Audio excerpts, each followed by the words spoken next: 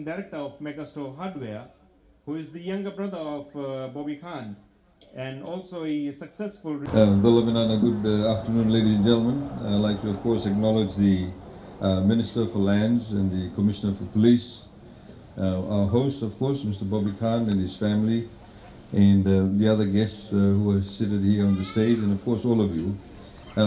It's not afternoon to make long speeches, but I'd like to just very quickly firstly acknowledge the confidence that an investor like Bobby Khan has made in Fiji, coming back to the country of his birth, giving back to the country of his birth. Of course, we want him to make money, we want him to make a profit, lots of profit actually, because when he makes lots of profits, he can actually invest a lot more. And that's how businesses work. The reality of the matter is that now in Fiji, we have more people using smartphones, mobile phones. People require, of course, more access to services. People have a lot more cars. So you have what we call little satellite towns that are developing throughout Fiji. So generally, as you know, before in the olden days, if you lived all the way up to Nandi, if you lived up from Maro or Lomawai, you either went to Nandi or you went to Singatoka town for even the basic needs.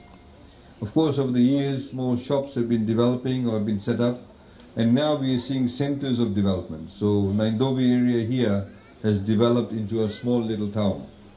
And government's job, of course, is to ensure that we provide those services that we have in the major towns, provide those services in the smaller satellite towns.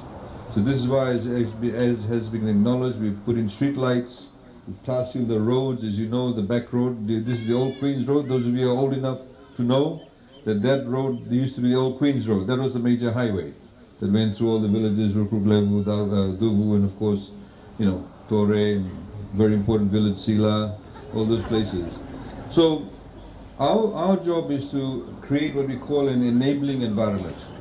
We put street lights so people feel safe to walk at night. The shopkeepers feel safe to open the shops. So the women, the young people can walk to the shops at night, so the shop opening hours are much longer. In the same way you see throughout the highway. Villages, one that comes to mind where they sell a lot of hot corn, you know, in Batugrasa. They now have street lights. Now before the street lights came along, they would stop selling the hot sila just before sunset.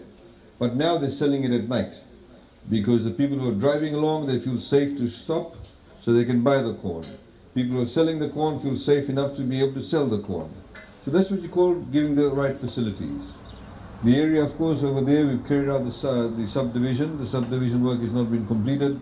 People have been living in that area behind the shops up towards the beach for years, for the past 60, 70 years, without any security of tenure.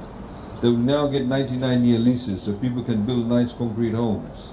And as has been highlighted, of course, we now have the nursing station here, we have the police station, we have a mini market. So it creates a little community, a little center of trade. The same way if you go up the road, you see the Maro area.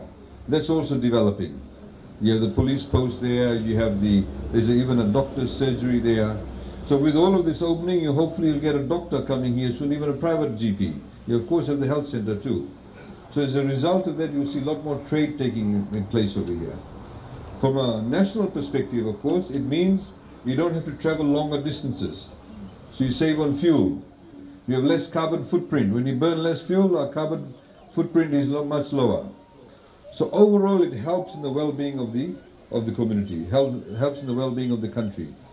So these are the kinds of strategic decisions that government has made to create the enabling environment. And as has been acknowledged, that people like Bobby Khan, have come back. They've left Fiji. They've gone and done well, because we now have, in fact, we allow multiple citizenship. You can be a holder of citizenships from 3, 4 different countries, and you can still be a Fijian citizen too, as long as you're here originally in Fiji and you were born here.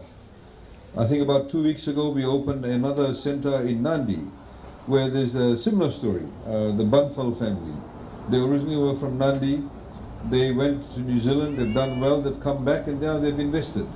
So in the Nandi back road, they've opened a service station. They've opened a range of shops and offices, etc. So this is the type of environment we're creating. We're giving the right investment packages. So if people, for example, now build warehouses, we give them duty exemption. There are, of course, a number of challenges. There are many issues that we face. A lot of it is out of our control. One of them, of course, is coronavirus, as you know. That is happening throughout the world. Thank God, by the grace of God, we don't have anybody in Fiji with coronavirus. But we always have to be very cautious.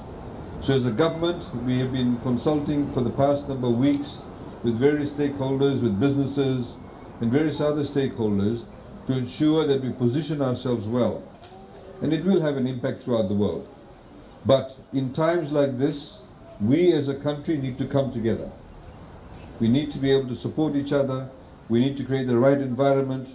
We need to be positive as to what measures we can put in place to mitigate or to stop the risks that may come out as a result of these types of global issues that are beyond our control. So ladies and gentlemen, I'd like to thank you once again for your presence. I've also been informed by Bobby Khan that the items that you see over here are all brand new, and he intends to give it away to the community here this afternoon. I'd like to, of course, acknowledge his generosity. And I think let's put our hands together for all the local investors, both who've been here, who've come back from overseas. And it's with your support. Some of the ladies sitting over here could be budding entrepreneurs yourselves. Don't just think that you require large sums of money to start a business. We are encouraging small businesses to come up to do well. There's a number of initiatives we'll be announcing, and as Bobby was suggesting, they'll be building some small shops at the back. So some of you may be doing tailoring. Some of you may be doing other trade. You may be doing it from your home. You can come in and rent a shop, and I'm sure he's going to give you good rent, charge you not very expensive rent.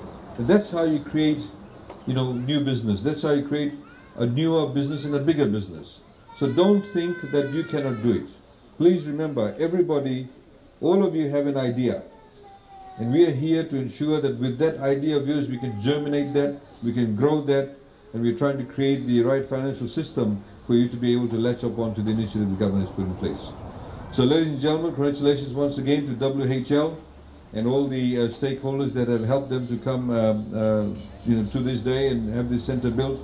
We look forward to the service station being built, and I think that'll probably be a nice touch to this community that is now developing as a very modern and urban center. Thank you very much. Thank you.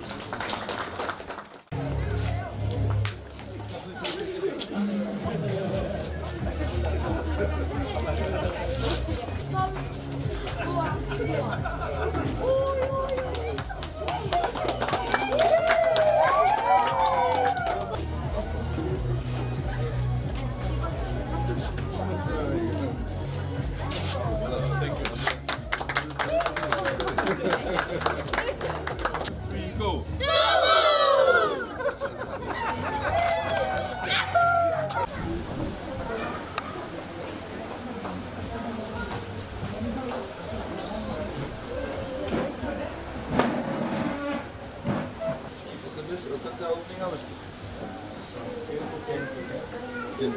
Generally.